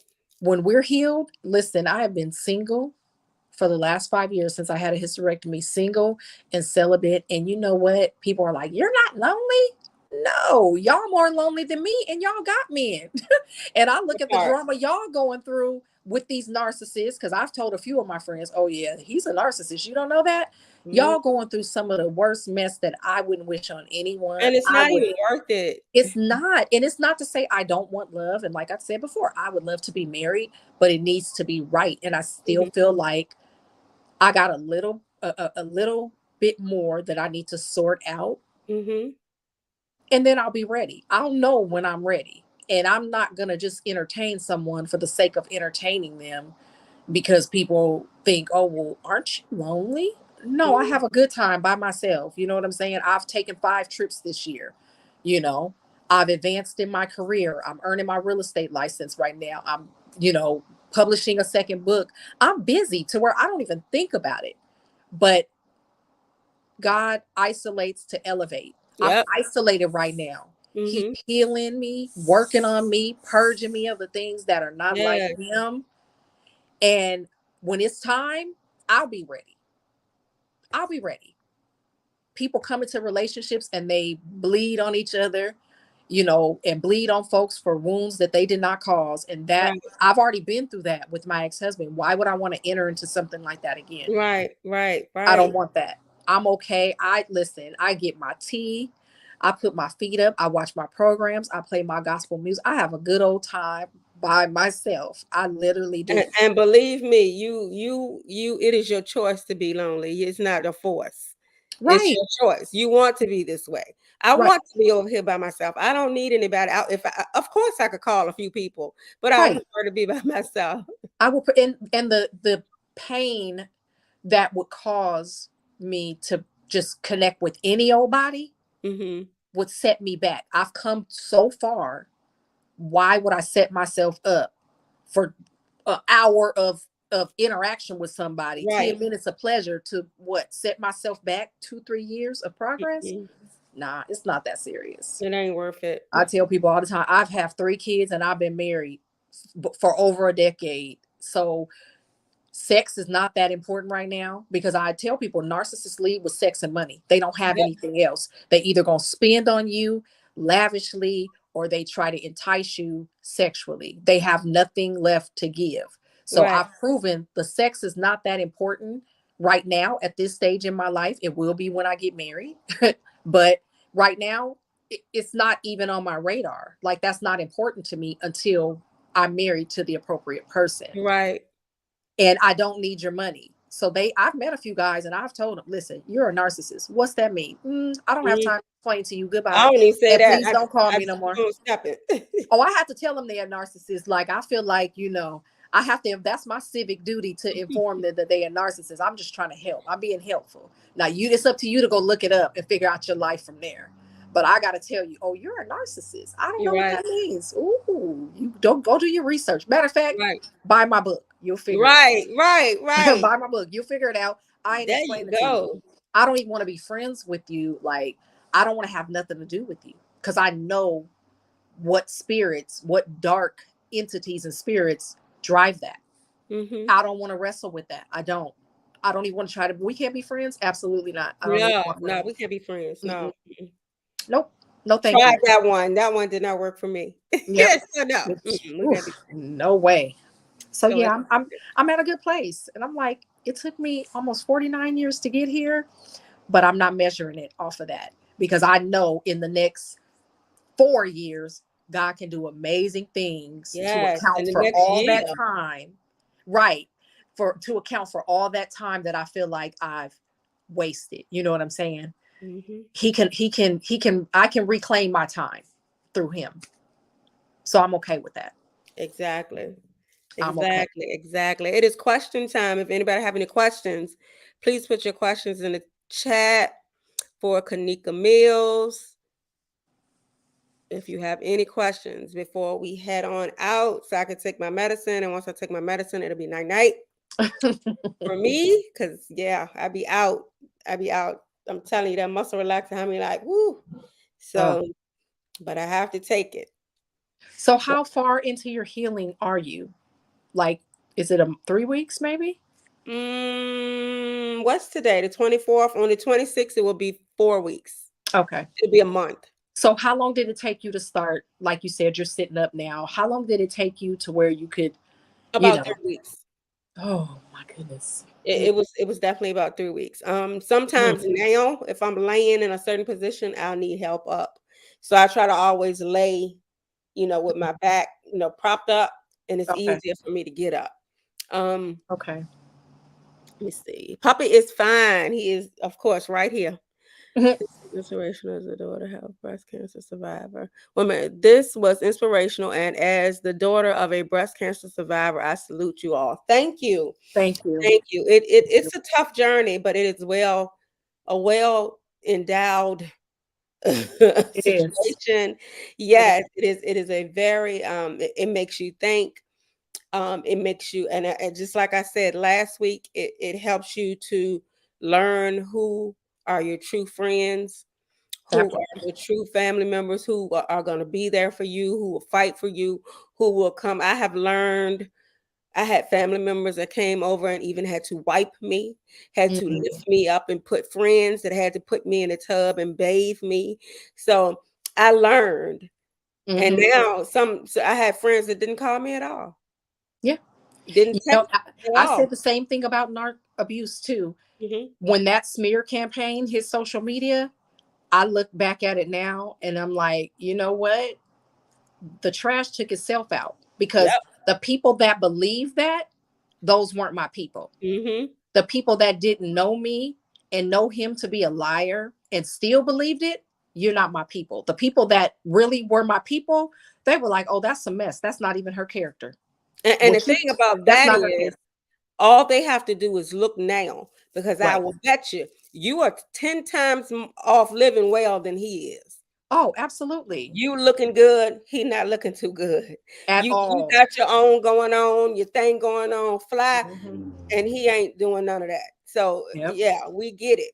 So that's why I say God used that situation and then used cancer. I'm not saying that God gave us cancer, Right. but that was something that God put us through to Right. clean us up so that we could prepare for our kingdom spouse. You want to have Absolutely. beautiful breasts that only your kingdom spouse is going to touch, not all Absolutely. those demons that you done been with all your life. Hmm. You're gonna have a whole brand new body for this new person to just look at it. He gonna look at you like you the best thing that ever walked in his life. Absolutely. And So I'm I'm patiently excited. I waiting. can't wait. Me too. I But can't in the wait. meantime, I'm doing what I need to do. I'm not seeking him. You know what I'm saying? Like, I'm not out looking for him. Right, I'm right. focused on what I need to do because he has to find me. And I Right. understand that. And I tell women all the time, when you guys are out seeking, women seek out of desperation. And when Mhm. you're desperate, you'll gravitate towards Oh, you gonna grab an arc. anything. Hmm. You're going to get a narc. You're going to get somebody stark raving crazy, period. I had a girlfriend to tell me everybody's not a narc. I said, let me tell you something. And I mean this from the bottom of my heart, and it's coming out of my mouth. Shelly Alicia Holt. It's coming out of my mouth. Everybody is a narc until you say they're not. Right. When you meet a man, think in your mind already he's a narc Yep. until Treat them he starts. accordingly. That's right. Treat him Yep. Treat them accordingly accordingly. until he Treat them starts doing accordingly. things when you say, "Oh, okay." Yeah. When he started walking up and doing things to make you say, "Okay, no red flags in a mark." Hmm. Okay. You know, so everybody's a narc. Everybody's a narcissist, men and female. Yep. Everybody's a narcissist until they can prove themselves to you. Yep. Hey, Guilty and Alfred. guilty until proven innocent. Yes, exactly. Everybody's guilty. Everybody. So I mean, hey, you can say I'm wrong. You can say what you want to say, but that's the way I'm treating everybody from here on out because I But that's how can't you go through protect yourself, it. though, when you go into a situation, because we as women, we go in with our guard down. Oh, he bought me flowers. Oh, he did this, he did that. I can buy my But own now flowers. Boy, you I can buy my own listen. flowers. Exactly. I don't even like flowers. I will tell somebody, listen, buy me an edible arrangement. I'm greedy. I like to eat. Give Flowers, me a die. I charm don't for want. my bracelet. Right. Don't buy me no flowers. My kids know they never buy me flowers for Mother's Day. Like, take me to eat, buy me something that I could keep. I'm not a fan of flowers. That's not Right, my thing. right. But they do all of those things in the beginning. And if your guard is down, you will literally be love bombed by Hmm. these efforts and not look at the And you're not gonna motive. see it as a love bomb. Right. Well, because your guard is down. You're Your you're gonna guard is see, down. like, now I question everything everyone does. Hmm. Like, I literally had a man send me a cash app and I didn't know it was him because he goes by his middle name, and was like, "Oh, I sent you some money to get something nice for your birthday." I got up from my desk and I went into one of them fishbowl rooms and tore him a new one, because it was just like, I don't know you. We haven't been on a date. Don't send me money. I'm at work. I don't need your money. And it's I sick. know the narcissist lead. That's the kind of stuff I said, you're used to young women that are flattered by that kind of mess. That's nonsense to me. You don't know me. I said, and let me help you with something, because I'm How going to much tell you, money was it? it was $150 talking about buy you. I No, said, nigga. Excuse me. No, no. I need you to pay my mortgage. You want to send some that's what I money? told him. I said, Send some you baby. own. I told him, I said, listen here. I could tell you're used to young women. I said, because you own a whole restaurant that I know is successful. I've eaten there. If you're gonna send me some money, send me 15,000, because Hey, well, you I'll was take just 100. I'll take you 1,500. you was right. You was just bragging about how much your truck costs. So Hmm. you gonna think sending me $150? I told him, don't ever do that again. I said, and let me help you with something. If you're gonna try to entice a woman, a grown woman like myself, with money, you would have been better off saying, here's $150. Go buy yourself something nice, dinner at 8. Like, have a follow through with it. Like, don't just send me money, because what are you doing? What are you trying to invest in by sending someone money? I sent it Hmm. right back to him. I'm at work. I don't need your money. And Right. I later found out he definitely was a narcissist. It was one red flag, two, three, four. And you usually can tell that within a couple conversations if you pay Uh, attention. if you pay Now now, my you can. discernment is strong. I pay Yeah. attention, and I'll ask them, so did you just told me, repeat it to them. And it'll usually catch them up. They'll usually get caught up. Well, what I meant was, nah, you meant what you meant.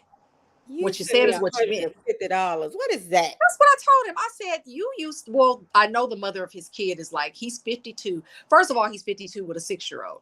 I said, I don't want to date men That's telling with you something right kids. there. Right. I said, so that means you were still having kids out of wedlock well into your 40s. And I don't want to date men with kids younger than mine. I don't. Mm-mm-mm. That's a That preference. means that you were messing around with girls that can have kids. That And means you that's was why I messing say with young girls. the woman he has a kid with is much younger. And that's why I told him, you're used to younger women that you could send $150 to. And she, oh girl, he sent me $150. I'm not impressed with that. Sorry. Mm-mm. You would have to come way stronger than that. Add some zeros, and then I still wouldn't. I still would be flattered. I'd keep the cash app, but I Oh wouldn't yeah. be flattered. I ain't no Oh, fool but now. still, that's a red flag. It's a red flag. It's a All of red that's a red flag. flag, because that's And not how see you that court a they want woman. something. They just met That's you. He send you it's a $1,500. deposit into, right. It's a deposit into you, that I know narcs lead with sex and money. Mm-hmm. That's what they lead with. That's Mm-hmm. always going to be their go-to. because they're empty inside. They can't really give anything else. And any emotion that they show you, they're just mirroring someone else. It's not their true emotion. It's not their authentic self. So they're just copying what they've seen somebody else do, from the tears to whatever else they do. That's it. It's all manipulation. And I know that Honey, now.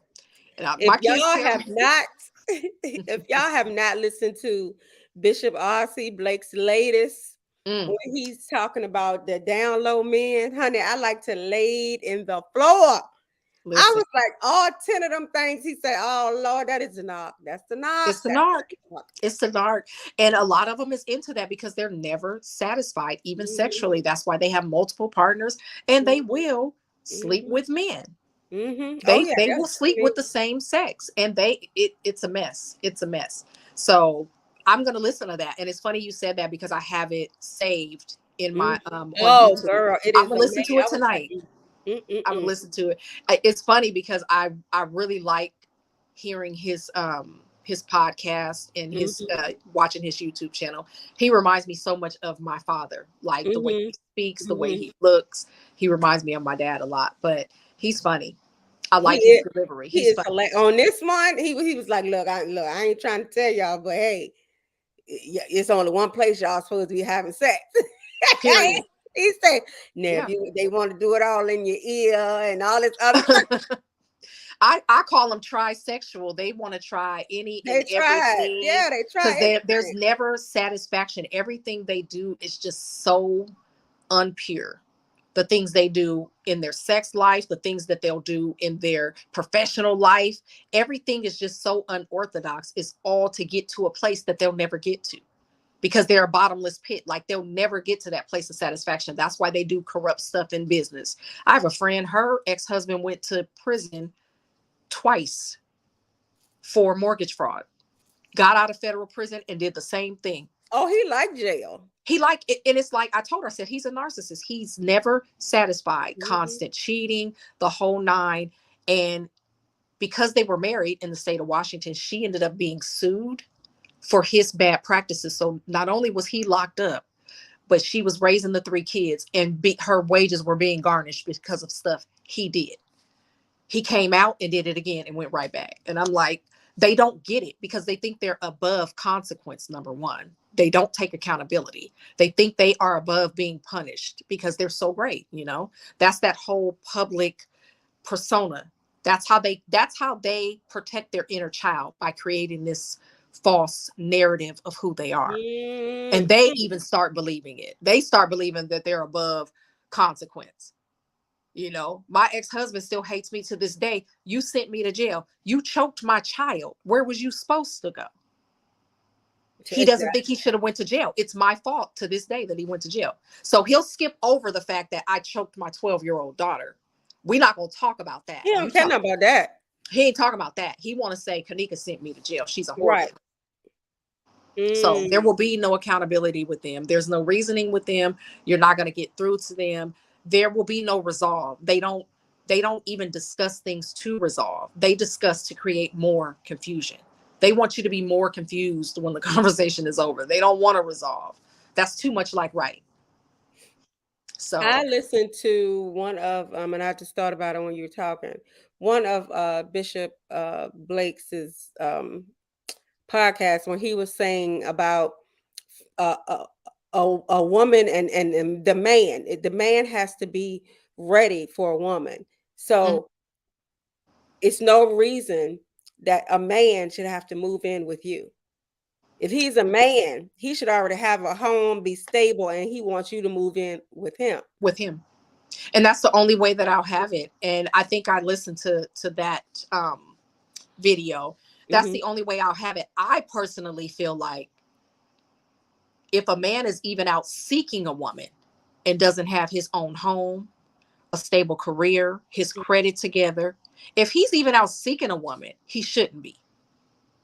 You shouldn't be seeking a wife if you are not prepared to take care of her. That's right.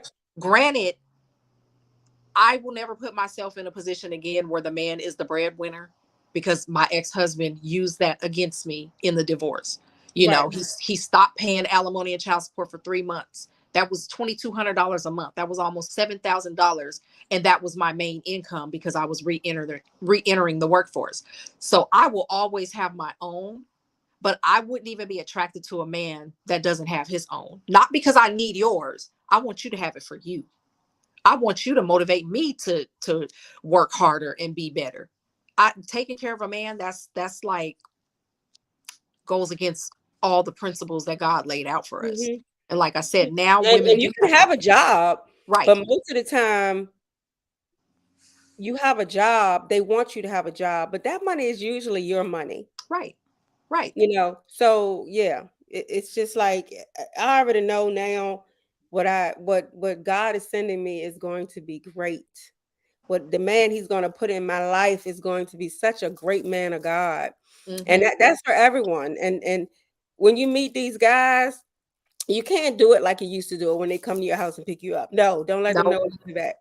Mm-mm. Meet them somewhere. Yep. And most of the guys, most of them will say, where you like to go? You know, just say where you like to go. Now it's a thing on Facebook, and it's a long list of restaurants where girls don't like to go. That's man, you can meet me at Starbucks. You can meet me Yes. anywhere. We just gonna sit down and have a nice conversation. That's all you need to do. It Right. doesn't matter where it is. That's it. Mm-hmm. That's it. Um, yeah, no picking me up. Mm-mm. And I don't even really want you to know what I'm driving. Right. Like, I will park around the corner and just Corner meet and you in walk front of the on around. restaurant because Look, folks is tell the bus crazy. man, say, excuse me, can you just take me to the next block? Listen, okay? And yeah, no picking me up because it's dangerous out here. It really is. And unfortunately, black women are being assaulted and unalived, Right. by black Right. men every 7 minutes in this country, by our own men that should be the Right. ones protecting us. So, I And it's even no tell my first date daughters, at their house. Do not. no, please don't. And you know what else I want these women to stop doing? Stop taking these pictures with their head over their shoulders so they can see how big their butt is. Right. It's unnecessary. Because you're going to get just what you're advertising. Exactly. You're going to get just what you're advertising. Stop it. And please, ladies, don't meet no man on social media. Mm, Social media is a blank canvas for a narcissist to create the illusion that he is whoever he wants to be. I mhm. don't want to meet no, I need to meet you organically at That's right. Costco, you know. The day that Oh, my hair all over my head and I got on right. I slippers want to and I meet you ran to Food organically Line to get some eggs. at That the store because not only can they pretend to be who they want to be, but they also study you. The one I wrote the book about studied me, like what I like, music, where I like to go eat, the fact that I like to cook. All of those were things that he studied. So then when you meet them, they're like, "Oh, you like that group too? Oh, you like that song too? So do I." They don't. They just been watching your every move. they've been They're watching. predatory. They're They predators. shouldn't even They know you have a Facebook or right, Instagram or right, whatever, Twitter. They shouldn't know any of that. That's too much right. Too information. much information, and that's what social media has. Those are the lines that have been blurred with social media. Right. I don't want to meet a man on there because you had the opportunity to study me, and you had the opportunity to also create a persona of who you would like to be, not who you Right. really are. Like the ex in the book. Oh, people on Facebook. Oh, he's got a nice BMW and he lives in Issaquah, which is an affluent area, like a really nice area. He lives in Issaquah and he's a basketball trainer and he's doing it. Meanwhile, when we was going through the whole mess, the smear campaign, all that, this fool was renting his house, didn't own it, hadn't paid his rent in 15 months. Oh my goodness. I pulled all that because see, I worked for the city, but we interface with the county a lot, so I have access to like I know how to get into stuff to figure out, you know, and it's public record anyway. You just got to really know where to look. Mhm. He hadn't paid his rent. He had an eviction going. Hadn't paid his rent in 15 months. His rent Well, was he out 31. trying to meet somebody. His rent was $3,100, and I'm going now. I'm removing myself from this fool. But to another woman on the outside looking in, she probably thinks he is the best thing since sliced bread. He hadn't paid his rent. His car was in someone else's name.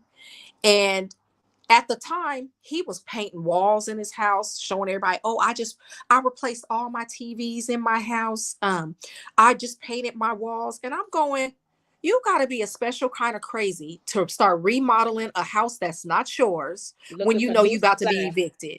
That's like me putting rims on my truck and it's out for repo. Like, who does that? But that's the level. They'll go to great lengths to be whoever they think people want them to be to gain that narcissistic supply. So don't meet me in on social media. I know too many of them that literally one dude I went to high school with is fighting a rape case for his girlfriend's child, a molestation Oh my case. But on God. social media, you would think he is the man, the most eligible bachelor in Seattle, Washington. Not. And even when I meet a man organically, I'm probably still gonna do a background check on him. Honestly, I'm dead serious. I met a guy. Well, I didn't meet him, but I knew him from high school. We haven't seen each other in over 30 years. He reached out to me on social media, and while he's talking, I'm asking him basic questions because his sister and I were really good friends. How's your sister? How's your mom? How's your kids? Everybody. I don't like them. I don't mess with, like, everything was negative. If you could speak Oh my God. negatively about your children, I don't trust you out the gate.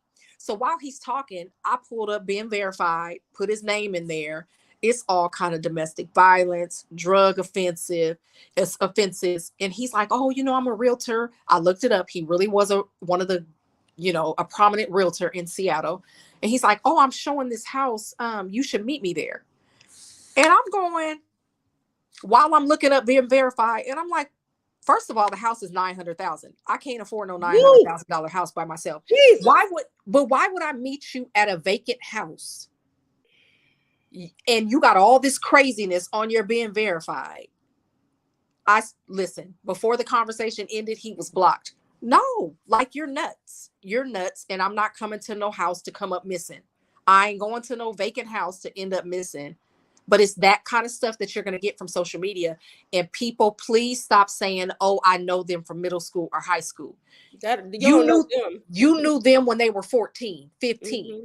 If they're the same person at 15 that they are at 50, that's a problem. You don't Right. know them, because if you haven't been interacting consistently with them from 15 to 50, you don't know this fool. You know their Right. name and their face. I see too many people, well, I've been knowing him since middle school. No, you don't. You know his name and you know his face. And then when it comes out that he's stalking you and he crazy or he beating your tail, you didn't know him. It was just like you went to a stranger's house. Oh, well, I know him. No, you don't. You don't. I don't, just don't even meet nobody on social media as far as I'm concerned. Yeah, that's a Don't. no-no. No. That's a no-no with them fake pictures that them old Right. pictures when they slim and you meet them and they 400 pounds. No. Right. Mm-mm, Catfishing and yeah, mm-mm, just I don't want to mm-mm. be catfished I'm because if good. I I don't want to meet nobody. I'm good. listen, I'm good right now. I'm literally enjoying my life so much. I'm good. I'm having a blast. I really am. I'm Mhm. working hard. I'm seeing the fruits of my labor. Mhm. My kids are good for the most part. You know, God has really been amazing to me through all the hard stuff. It's like, yeah, it was tough, but oh well, I made Oh it. well. That's right. Oh well. It's part of my story. I'm stronger for it. So That's whatever's right. coming next, I got that too. That's That's my part of attitude. my story, and I'm stronger for it. And I'm I'm having to stronger say that for it. all the I tell time. people, listen, I'm a superhero now. Like, I literally, going through the cancer treatment, I feel invincible. Like, I feel like I can do whatever. I take on so much and I knock it out. That's right.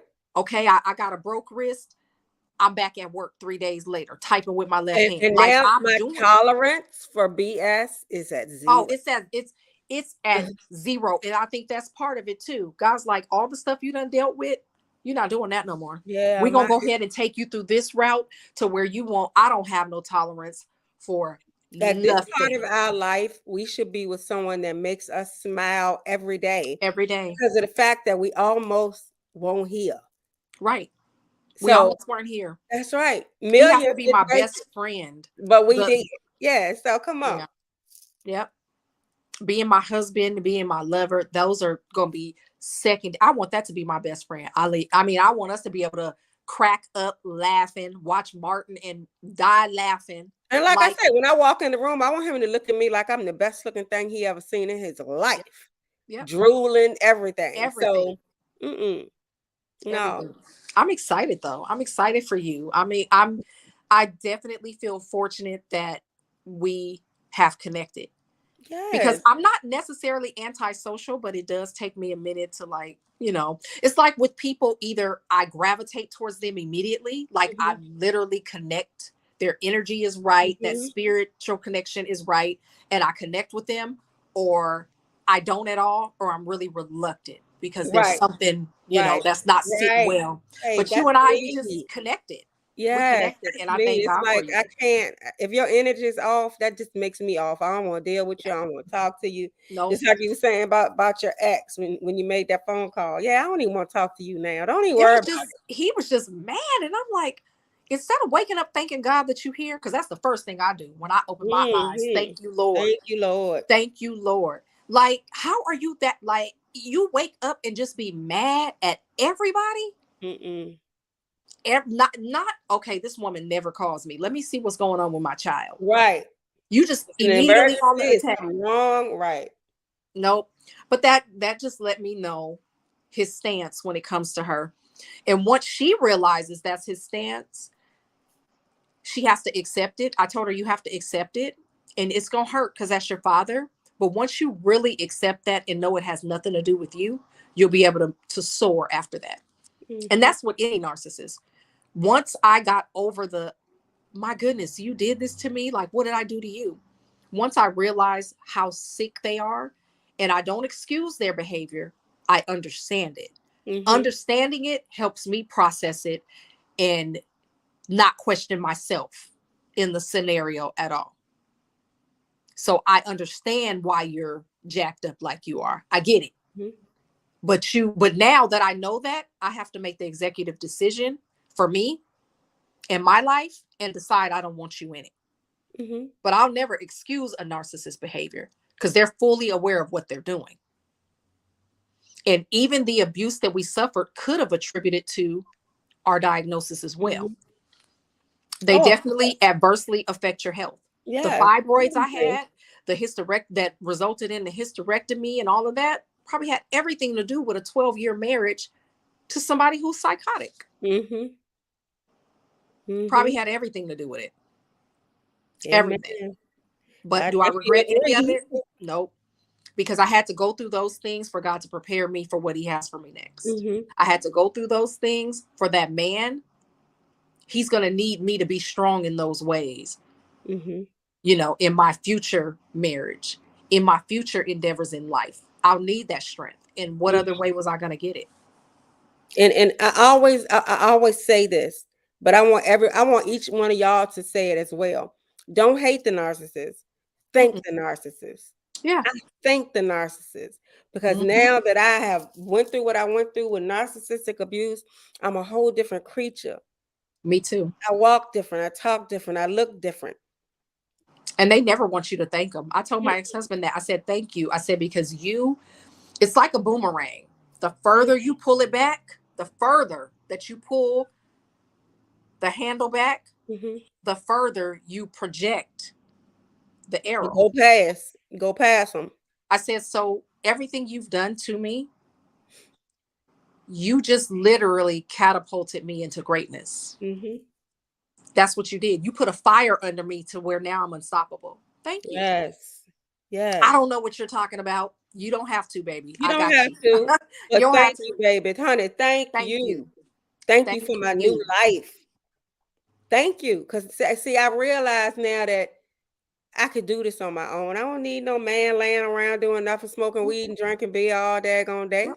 I Yep. don't need that. I don't need that in my life. So I And come because home to my dog. he's makes a good salary, he was a good provider, but it was at the expense of my sanity. Right, And now he sees she don't even need me for that. I told him, right. I said, I'm doing better without you than I was with you. Always. God has restored everything you took from me. He's restored it Triple fold. triple fold. I Hmm. said, my credit is better than your, like, all of that. Like, my life is on a course where it is definitely better than it was with you. So he's showing me you don't depend on anybody but me. Earlier today, when I was about to take Kaya to the airport, we were sitting Mhm. around kind of just looking and laughing at old pictures and old videos with the narc. And Mhm. and it was amazing. She said, "You know what? You were right. Look at my face and look at how I looked on this picture." And I'm like, "Yes.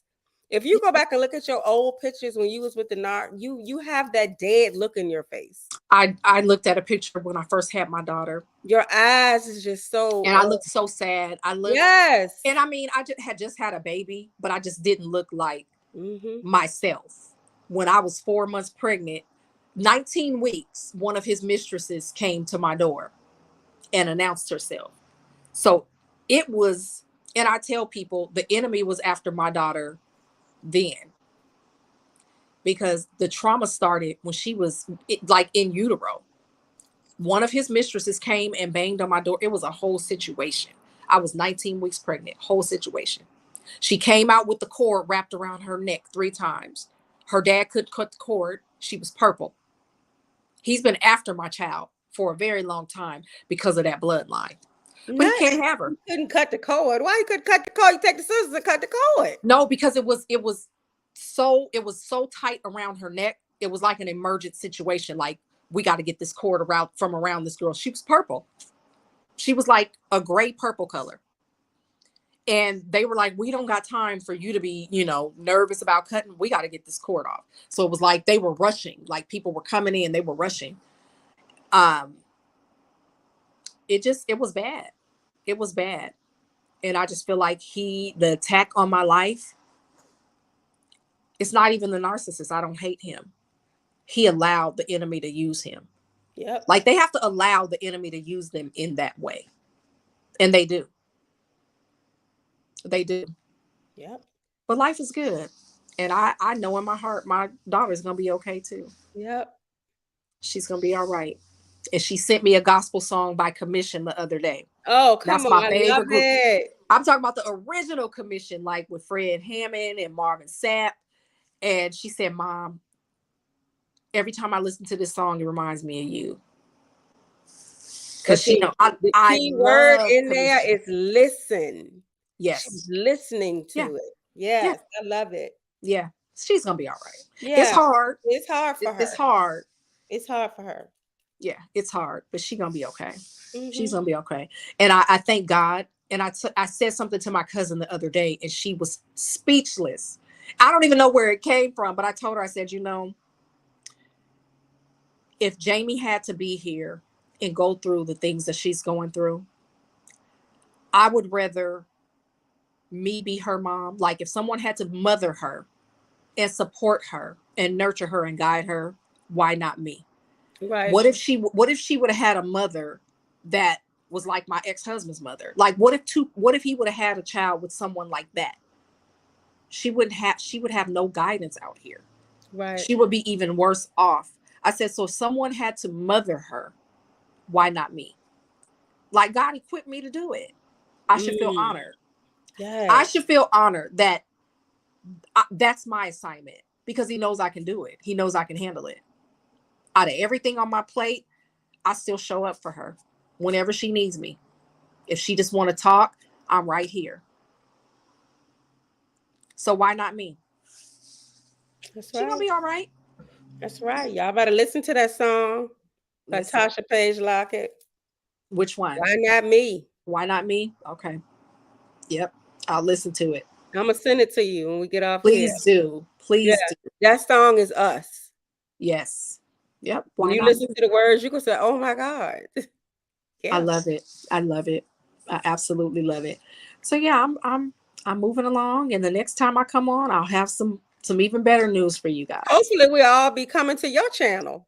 Absolutely. So I'm working on that, and my cousin is working on a podcast too for me. So I'm trying to figure out how I can merge the two of them. Mhm. Um, yeah. So there's big things to So come. if you, I'll tell you. I mean, if you go to Streamyard, you can merge it onto anything you want to merge it onto. Like I can merge mine to Facebook, Instagram, Twitter, all at one time. Okay. Okay. So you can, yeah, you just stream it from one. For StreamYard. Okay. Yeah, I'm interested in doing that, and it's like he just came out of the blue and was like, let's get you on my show. Let's get you on my podcast. Yeah, that's gonna work. That's gonna be Yeah. exciting. We I'm cannot wait. excited. I have Yeah, we so can't much to wait to say. support you. Yeah. Definitely. Thank you. And you guys know I'll be back with more information, Yes. more info on the book. So Yes, that's we'll get coming you in along. before Thanksgiving so you can tell us by then. Hopefully, you should have some more information about I it. absolutely will, Okay. because I'm working hard on it. And I needed these few weeks off of work, even though I was recovering from surgery. I needed it just to get my thoughts Mentally. together mentally. Mentally. And now I feel good. And I'm like, okay, I'm Mhm. recharged, ready to go.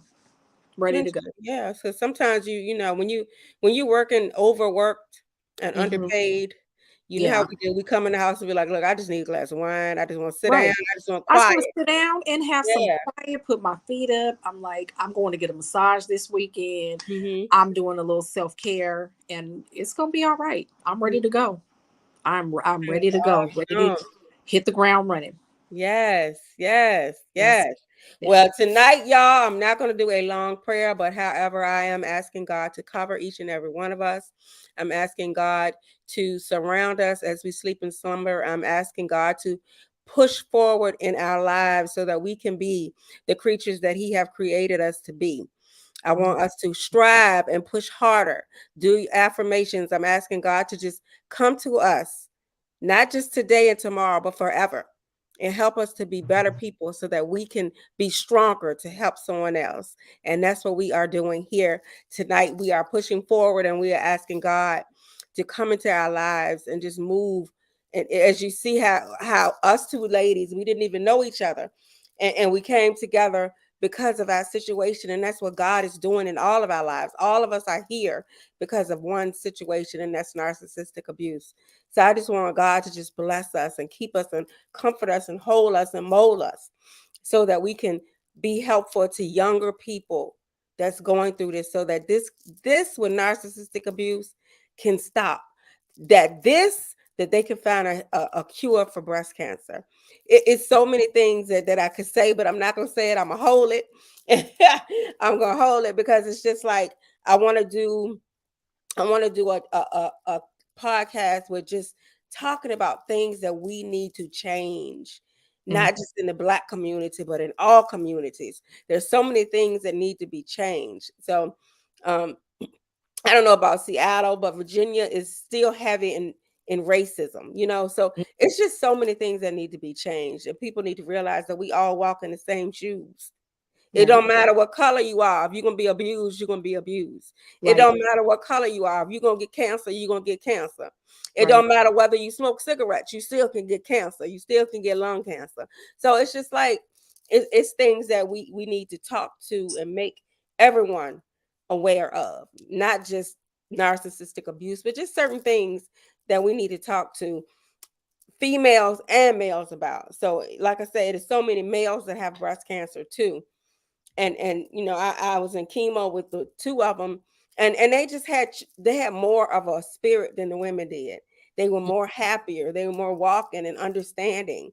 And the women, we all had that why me syndrome. Right. Right. But the Yeah, I men were know I like, did. hey. Yeah. Yeah, so that's what I'm just asking. I'm asking God to surround us and make us and comfort and keep us and help us to understand that every day is a journey. Every day is a task, but that's why He put us here. He puts us here to elevate us, and as she said, isolation is elevation. If you don't feel like being bothered with anybody tomorrow, Right. don't put your phone on silence and just concentrate on the Word of God. That's what He wants. And if you have been through narcissistic abuse and you are not a narcissist, then He does have something for you. And I want you to forgive your narcissist, and I want you to tell the narcissist thank you. Even if you just walk around the house, thank you. So it's a blessing to have Kanika on here again. So it is a blessing to always see her beautiful face, and she is definitely, from the first time that we met her, she has grown. Like, I can see the maturity that she has grown, and she has forgiven. Hmm. She has forgiven. I can see the smile and the warmth in her. now, and I can see that she's understanding that she can't be the superhero for her daughter. You know what I'm saying? So sometimes we got to let go and let God, and I can see that she did that, because in her face you can see she's a whole different person. So it's just amazing, and I thank you, sis, because you are amazing. You Thank are you. definitely a fighter, and that's what I love about you. So I want y'all to have a good night. I'm going to take my medicine, and I'm going to sing you that song right now. Please do. Thank Okay. you. I'll add it All to right. my I list. love y'all. Y'all have a good one. Okay, bye everybody. I'll see